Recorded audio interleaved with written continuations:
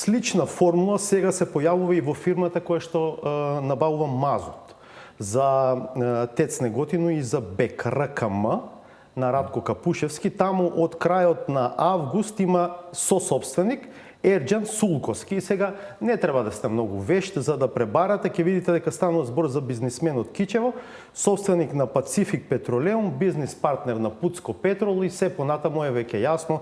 Господинот Јаховски знаеме кој е член на ДУИ, пратеник и така натаму. И овде личи како да е договорено партнерството и да се делат работите.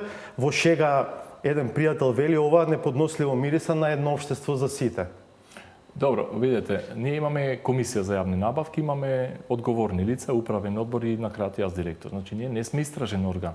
Доколку за било која јавна набавка економскиот оператор кој што доставил понуда ги исполнува сите критериуми и сите услови, согласно закон за јавни набавки, ние мора да ги прифатиме тие понуди.